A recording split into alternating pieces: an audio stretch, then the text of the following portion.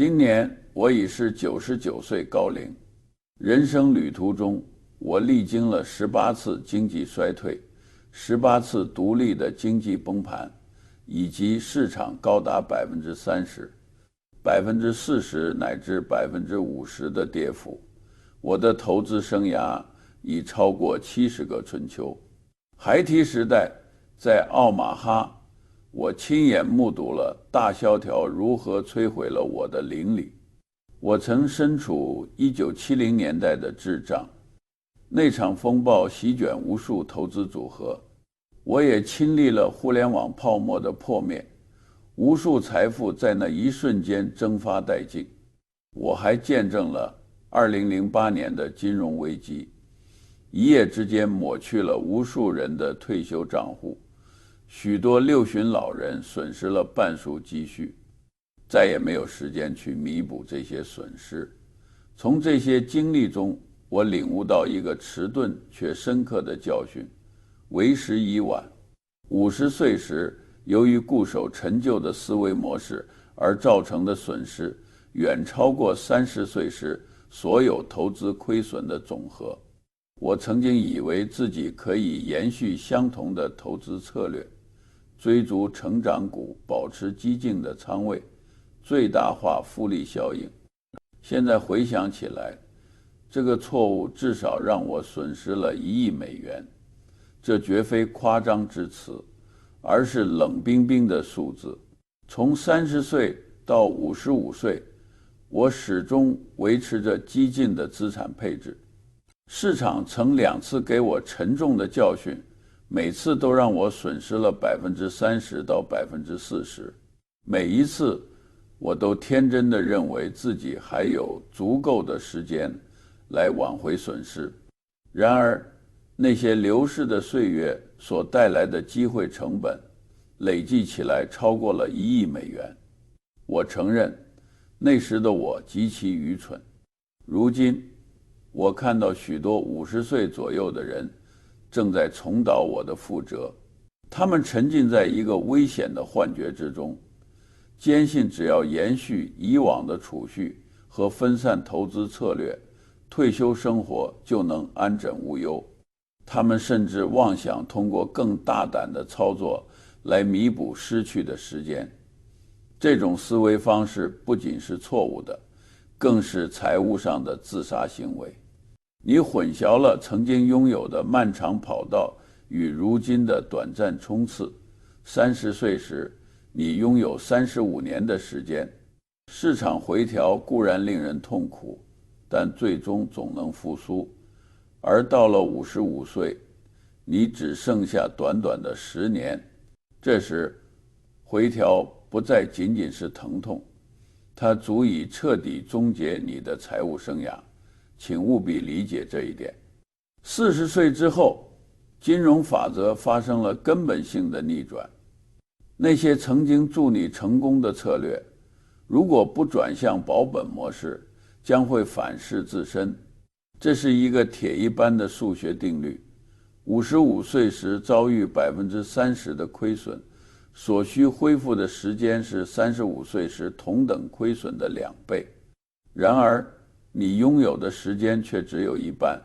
如果在55岁时遭遇30%的亏损，且距离退休仅剩10年，你仍然需要获得高达43%的收益才能挽回损失。而此时，你还面临着提取资金的压力，这种挽回很可能永远无法实现。这时，你不再追求盈利，而是力求避免亏损。这不是演习，每年推迟这种转变，你都在加剧灾难性失败的风险。如果你以40岁时的投资组合结构步入60岁，那等于在一场注定失败且无力重启的游戏中继续投入。在继续阅读之前，请立即在评论区写下你的年龄，以及30岁时你最令自己懊悔的财务错误。现在就留言，我将揭示5种致命的中年错误。这些错误在数学上注定会让你耗尽毕生积蓄。5种致命错误。所谓致命，意味着他们将彻底摧毁你的退休生活。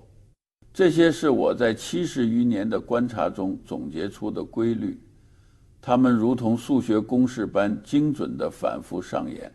首项错误，也是人人皆犯的首项致命错误，在于忽视了规律的逆转。它混淆了财富积累与财富保全的本质，就像用昨天的工具去完成今天的工作。这种错误造成的损害，往往在为时已晚时才被人们察觉。首先，你用错误的工具处理错误的任务，你用增长工具、激进工具、积累工具来完成保全的任务。这如同用赛车运输易碎货物，赛车在速度上无与伦比，在安全性上却不堪一击，货物终将粉身碎骨。其次，你仅以收益来衡量成功，却完全忽视了对损失的新脆弱性。你仍在沿用旧的方式计分，看到20%的收益就欢呼雀跃，却忽视了如今20%的亏损将带来灾难性的后果。这在30岁时根本不成问题。第三，你承担的风险已于自身的人生阶段严重错位。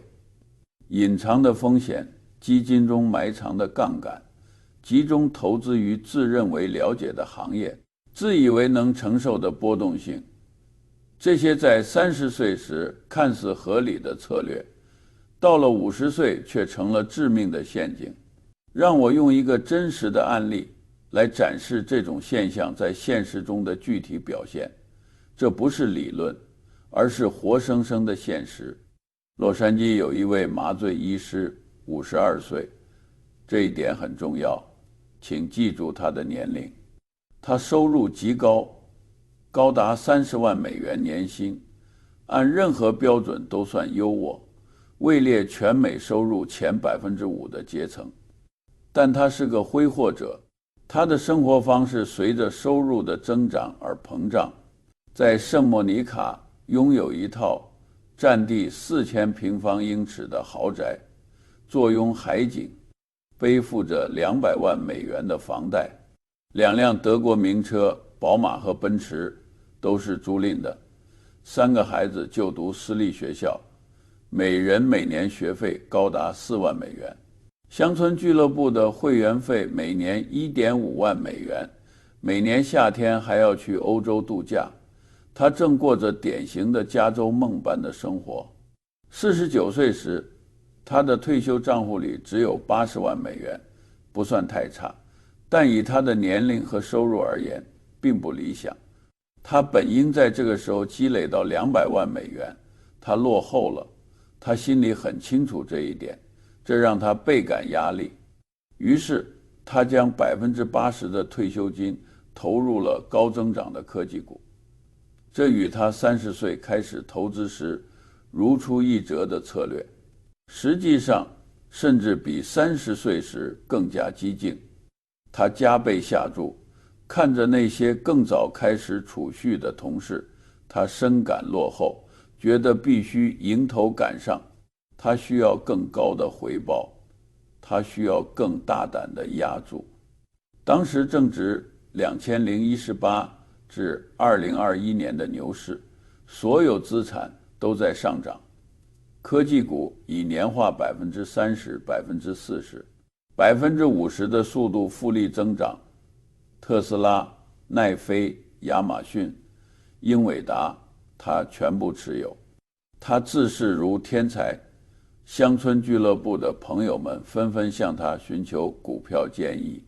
他的投资组合从49岁时的80万美元飙升至52岁时的200多万美元，短短3年，资产翻了一番还多。他不断告诉妻子，我们终于要成功了，一定能追上那些富裕的朋友。60岁提前退休的计划再次被提上日程，或许他们甚至能58岁就退休。然而2022年来了，美联储为对抗通胀而加息，科技股暴跌，尤其是那些估值荒谬却毫无盈利能力的成长型企业，它的投资组合被彻底碾压，跌势迅猛，短短8个月内蒸发了120多万美元，45%的资产化为乌有。此刻，我们来计算它本该在灾难发生前而非事后做的算术题。正是这道题区分了幸存者与牺牲者。要弥补45%的亏损，你需要的不是45%的收益，而是82%的收益。关键在于45%的亏损，你不需要45%的收益，你需要82%的收益。不是45，是82，原因在此，这至关重要。如果你持有100美元，亏损了45美元，还剩下55美元，要恢复到100美元，需要在55美元的基础上盈利45美元。45除以55等于82%。以他55岁的年龄，结合人生规划、支出需求以及10年后退休所需的风险对冲，82%的回本可能需要10余年，甚至长达15年。这还假设了完美的市场环境，假设不再出现调整，还假设它不会恐慌性抛售在底部割肉，还假设它持续投入资金，还假设一切顺利。但何时才能万事顺遂？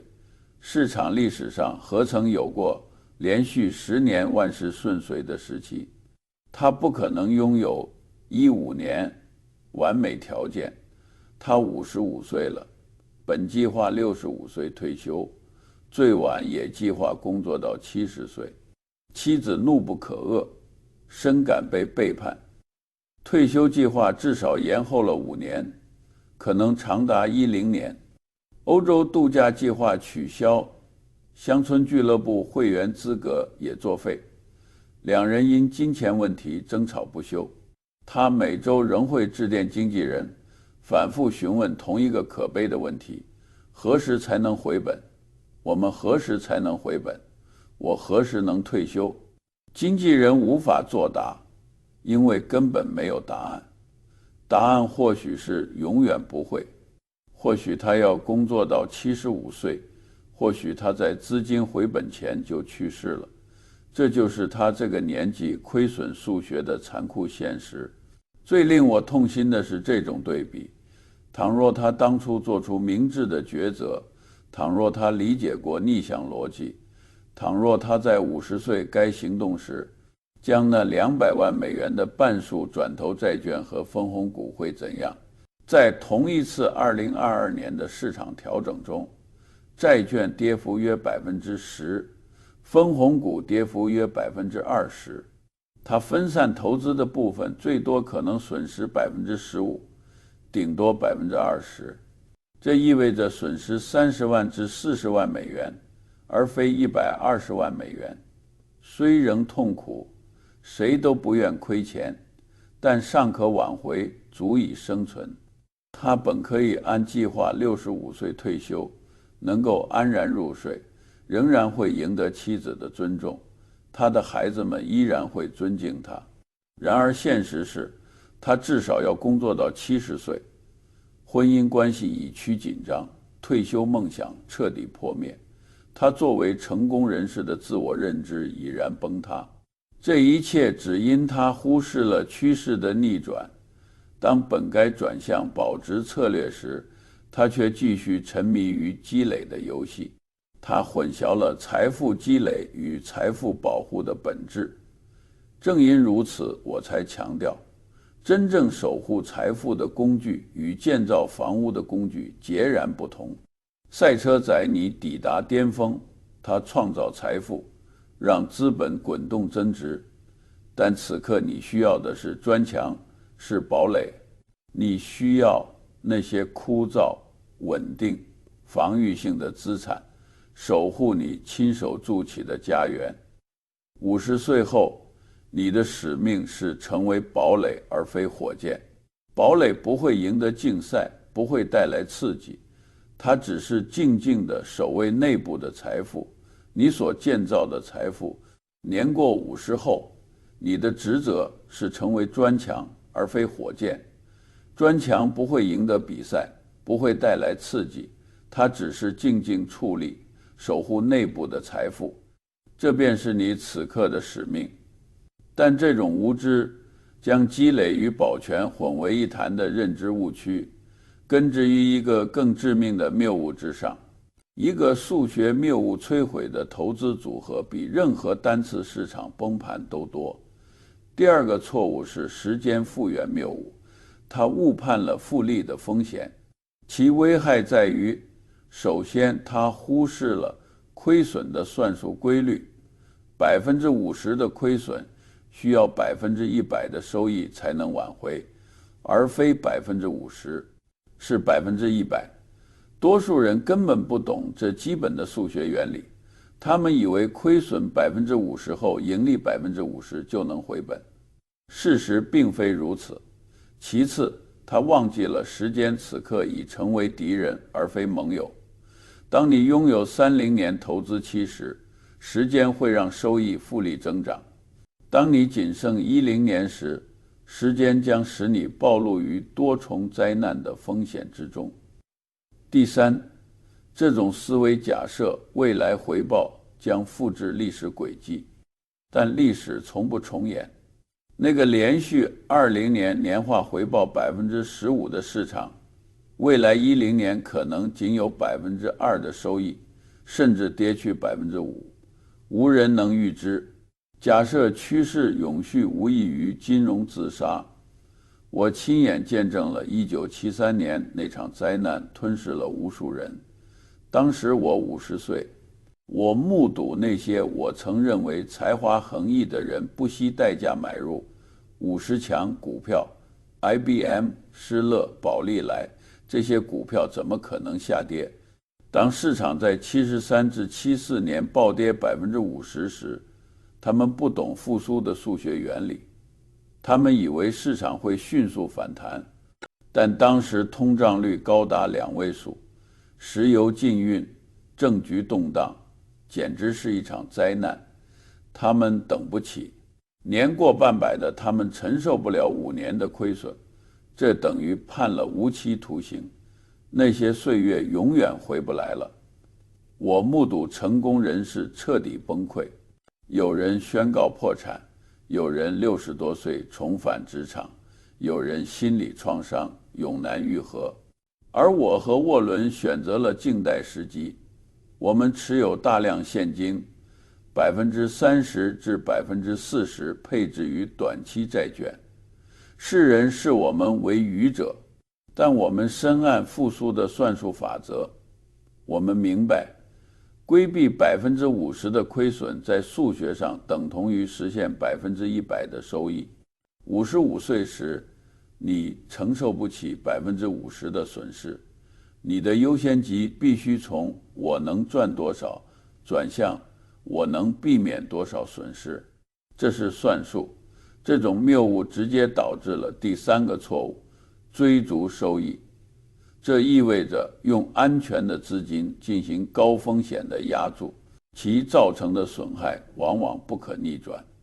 首先，它迫使你涉足不熟悉的资产类别，私募信贷、结构化产品、衍生工具、另类投资，那些由比你聪明的人专门设计来掏空你钱包的复杂工具。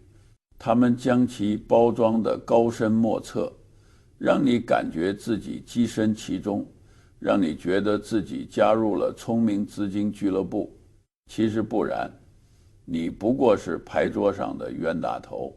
其次，这种行为将收益等同于安全，高收益意味着高安全性，对吧？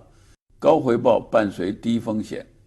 错，高收益几乎总是意味着高隐性风险，只是披着昂贵的营销材料和厚重手册的外衣。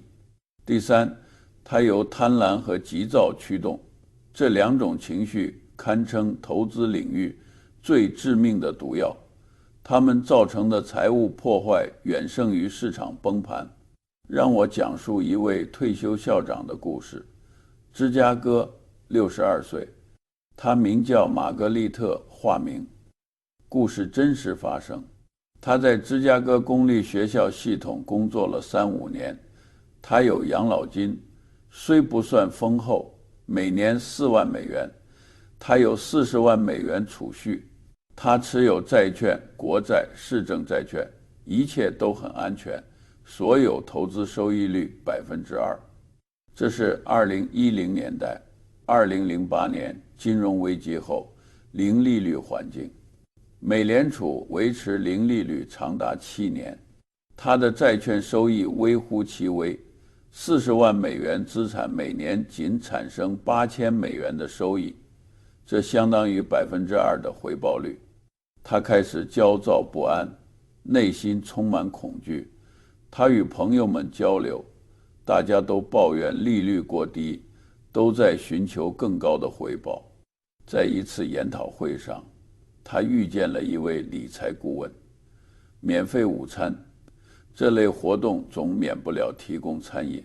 顾问向他推荐了一支私募房地产基金，高收益，年化12%，收益有保障，宣传册精美绝伦，公寓楼的专业摄影作品，厚实的亮面纸张，法律免责声明用小字印在角落。他没看那些。顾问西装笔挺，办公室气派，墙上挂着专业资质证书。他将40万美元投入了该基金，这相当于他全部净资产的一半，是应对养老金缩水或突发医疗费用的全部缓冲资金。他以为自己很精明，以为自己在分散投资，以为自己变得老练了。这基金实为骗局，庞氏骗局。2017年崩盘，创始人被捕，罪名是证券欺诈，基金宣告破产，他损失了100%，整整40万美元，消失殆尽，再也追不回。如今他67岁，在五金店兼职收银员，每周工作20小时。他需要那份医疗保险，养老金根本不够用。他告诉我，宣传册的厚纸质感让他觉得这投资很靠谱，这个细节令他耿耿于怀。他竟凭纸张质地来判断投资，而不是去做他早该做过的计算。若当初将40万美元存入枯燥的2%债券，每年可获8000美元的收益，从62岁到67岁5年间累计4万美元，虽不惊艳不耀眼，却稳妥真实有保障。如今他却一无所有，靠兼职维持生计，毫无财务安全感。他将工作到身体彻底不堪重负。当你年届60，薪酬并非为了成就英雄主义，也非为了彰显精明能干，更非为了战胜市场。薪酬的本质是容忍怯懦。你被雇佣去当个无趣之人，你被雇佣去保全本金，若回报看似好的离谱，那必定是骗局，绝无例外。那不是资本增值，而是本金的返还，在它永远消失之前。但即便避开明显陷阱的人，即便躲过12%保本骗局的人，仍会陷入下一个误区。第4个误区是分散投资陷阱，它让你误信60%是铁律。这种误信造成的危害如下：首先，盲目遵循公式等同于放弃思考。你将大脑外包给某个素未谋面者设计的电子表格，任其主宰你的决策。其次，它忽视了资产间的关联性。多元化策略仅在资产不会同步下跌时才有效。2022年，股票与债券同步下跌，你的分散投资不过是幻象。当你最需要它时，这个数学把戏便宣告破产。第三，它给你虚假的安全感，同时掩盖真实风险，通胀风险、利率风险，这些都是公式无法预见的风险，因为公式本身就是愚蠢的产物。让我揭示这个错误的讽刺之处，专业人士犯下业余错误。纽约有位48岁的理财顾问，持有专业系列7执照的注册投资顾问，他为200位客户管理资金，却将所有资金投入标准的60%组合，60%股票，40%债券，他从未思考过其合理性。这可是标准的推荐方案，现代投资组合理论的资产配置，诺贝尔奖级的策略。他连自己75岁的母亲也塞进了这套组合。他告诉他很安全，告诉他很均衡，告诉他这是富人的做法。他用机器人顾问设定资产配置，先锋目标退休基金，设定后便置之不理。整整1年他未曾查看。他忙于经营事业，忙于服务客户，忙于打理自己承担更高风险的交易账户。2022年该组合暴跌 18%， 股票跌幅达 25%， 债券下跌 15%， 一切同时崩塌。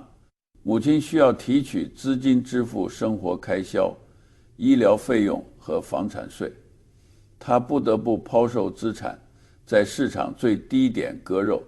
他将亏损永久化，锁定了50万美元投资组合中9万美元的损失。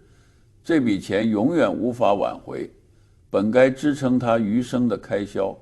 如今他年届50，母亲再不愿与他谈论金钱，他不再信任他，对他的信心已荡然无存。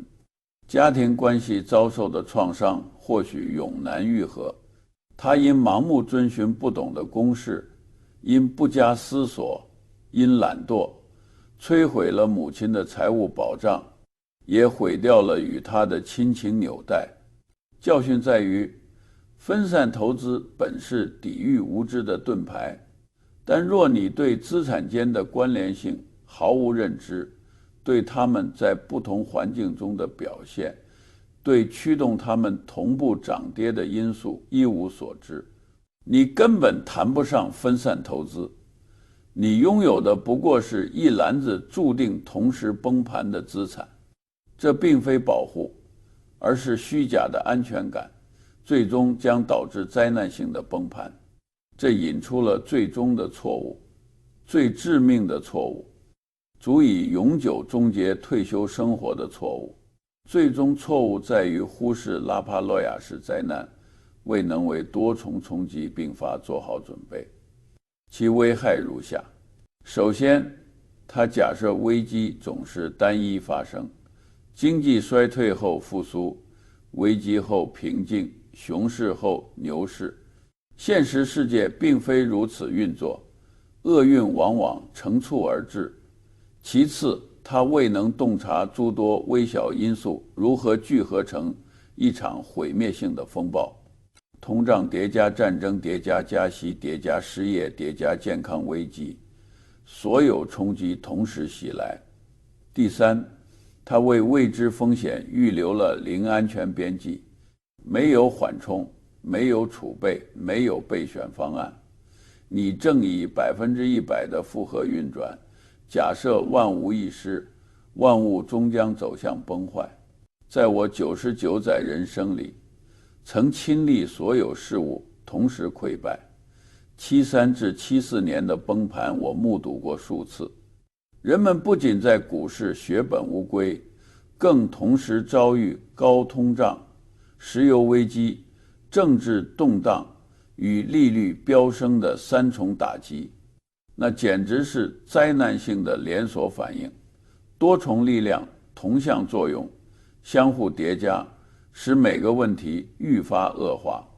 那些仅靠分散投资、遵循标准公式的人们惨遭重创，他们手头无现金，投资组合中存在杠杆，毫无容错空间。他们以为最坏情况是单一风险爆发，却遭遇4重危机同时袭来。而那些幸存者，那些逆势而上的人，他们手握现金，负债率低，在每个环节都预留了安全边际。他们能静待时机，能挺过风暴，能以1毛钱的价格从绝望者手中收购资产。我便是其中之一。我手握现金，身无长债，在那段时期以极低成本收购了优质企业，这些企业至今仍由我持有。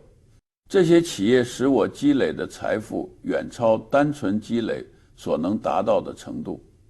我这辈子经历了3次所谓的100年一遇的危机，3次，不是1次，3次大萧条。1970年代，2008年，若你活到99岁，很可能自己也会经历3、4次。所谓100年一遇的危机，每30年就会发生1次。你必须为此做好准备。你需要现金，真正的现金，不是房屋净值贷款，不是经济账户里的保证金，而是实打实的现金，至少6个月的开销储备，1年更加。你需要保持低负债，理想状态是0负债。每1美元债务都意味着1美元的脆弱。当万事皆失控时，你需要在3件坏事同时发生时，仍能保持冷静的头脑。多数人会惊慌失措，多数人会在谷底抛售，多数人毁灭的根源并非危机本身，而是他们对危机的反应。这种思维方式，这种灾难预备，于我而言绝非纸上谈兵，它由经历痛苦，目睹熟人毁灭的惨痛教训淬炼而成。1960年代，我领悟了这个道理。那时我40岁，经营着规模不大的投资合伙企业，资产约1000万美元。我目睹同龄人，其他年轻的投资经理，通过杠杆操作追逐华尔街每个热门概念股、科技股、多元化集团，市盈率高达50、60、80倍的荒谬估值，他们年化收益率达30%至40%，而我仅有15%至20%的收益。他们在行业会议上嘲笑我，认为我过于保守，思想陈旧，太像格雷厄姆，不够像新一代投资者。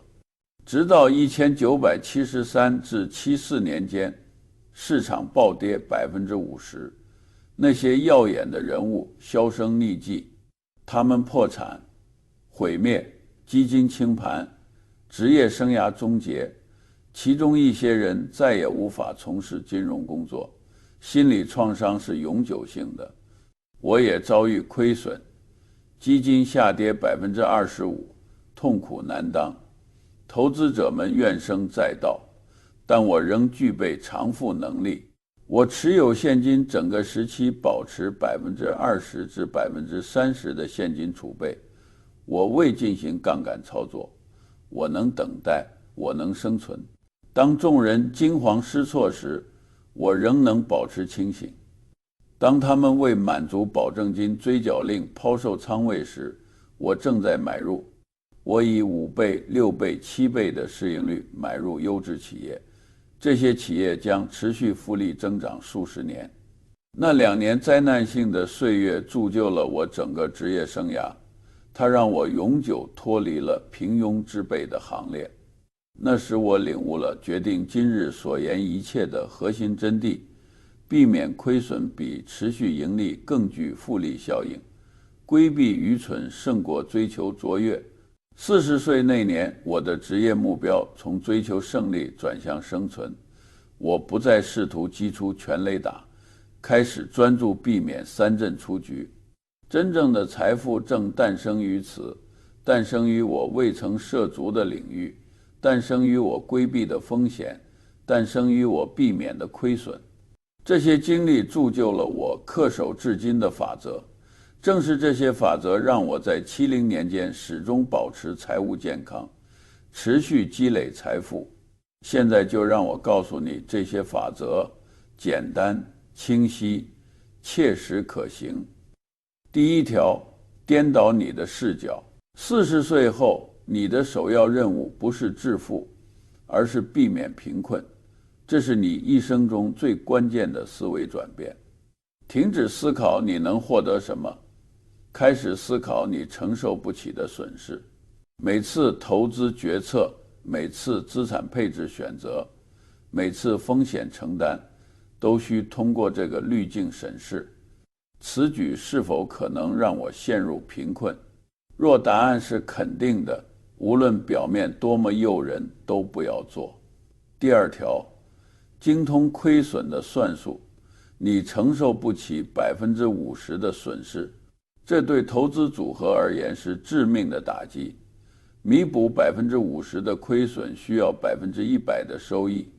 你没有足够的时间，没有足够的情绪承受力，没有足够的收入能力来弥补这笔资本损失，务必避免重大的亏损。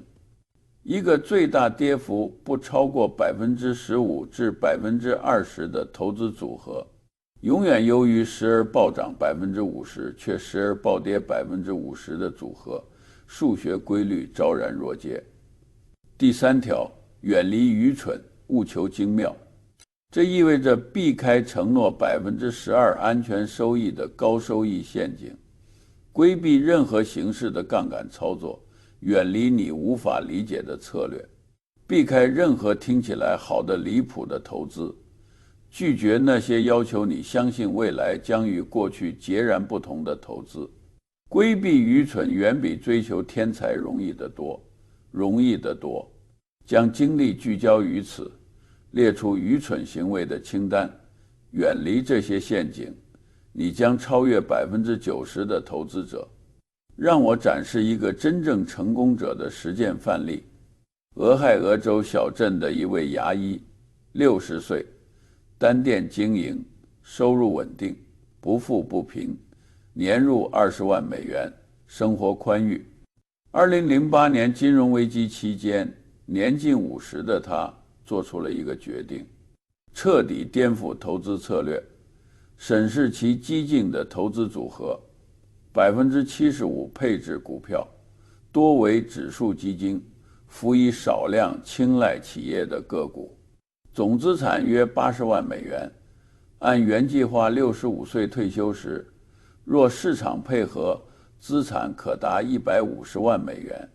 他清仓了所有投机性持仓，抛售了科技股，减持了小盘股基金，转而用这笔资金购入优质企业，具备定价权的企业，派发股息的企业，可口可乐、强生公司、伯克希尔哈撒韦。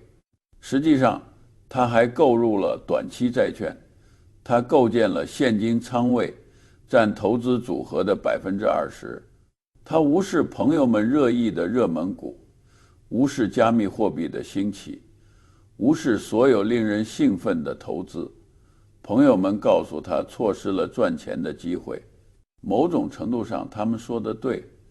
2010至2020年间，他的投资表现落后了。朋友们赚得更多，自认聪明过人，不断炫耀投资回报。他只是持续收取股息并进行资产再平衡。直到2022年，朋友们的投资组合暴跌40%，他的投资组合却增长了2%。股息、利息、稳定性、低波动性。当他们惊慌失措，每日查看账户，辗转难眠时，他却泰然自若。他现年60岁，已完全退休，依靠股息与债券的现金流生活，每年4.5万美元加上社会保障金，本金分文未动，他睡得安稳，不再每日查看账户，不再忧心股市。对比那位麻醉师，同一年龄段，不同的思维，一人安享退休生活，一人工作至70岁且压力重重。差异不在智力高低，不在运气好坏，不在收入高低，而在于理解逆转的规律，在于洞悉游戏规则的改变，并具备随之调整的自律。让我为你梳理核心要义，因时间所剩无几，而你必须铭记这5项致命错误。别再混淆财富积累与资产保全，认清重大亏损后你已无力回天。停止追逐那些虚幻的超高收益，远离60%/60%资产配置陷阱及其他公式化策略，为多重灾难同时降临的帕鲁阿式灾难做好准备。当多重危机同时袭来时，公式很简单，50岁后你的任务是筑堡垒，而非造赛车。堡垒需具备3要素：宽阔的护城河及现金应急储备，流动性，无需变卖资产即可获取的资金，覆盖6至12个月的开支，越多越好。堡垒拥有坚固的城墙，即优质资产，具备定价权的企业，真正能派息的债券，足以维生的股息，杜绝投机，摒弃侥幸心理。堡垒能抵御100年一遇的风暴。堡垒需坚固的城墙，即优质资产，具备定价权的企业，真正能兑现的债券，足以维生的股息，杜绝投机，摒弃侥幸。堡垒能抵御100年一遇的风暴。这意味着低负债，资产间低相关性，为万物同时崩坏的心理准备，无杠杆，无集中风险，无单点故障。若你独至此处，你已跻身金融内容观众的前1%，你与众不同，你真正坚持读完了。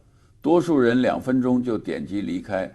在评论区留言堡垒，让我知道你认真读完且决心避免钱财耗尽。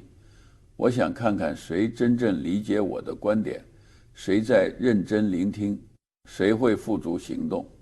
我今年99岁，之所以直言不讳，是因为我没时间寒暄客套。你没有重来的机会，人生只有一次机会，一个投资组合，一次退休，一次人生。你50岁、55岁、60岁，容错空间已不复存在，容错空间为0，立刻修正。不是明年，不是下轮牛市之后，不是等你赚了更多钱之后，就在此刻，就在今天，就在本周。从积累转向保全，筑起堡垒，为即将到来的风暴做准备。因为风暴永不停歇，风暴从不停止来袭，只是在每次造访之间稍作休整。那些理解这一点，付诸行动，在风暴来临前筑起堡垒的人，他们将安享退休生活，他们将安然入眠，他们将拥有足够的财富。而那些视而不见之人，那些继续玩积累游戏之人，那些持续追逐回报之人，那些不断承担无力承受风险之人，终将耗尽毕生积蓄。他们将工作至生命终结，他们将成为沃尔玛里穿着背心的老人。这不过是简单的算术题，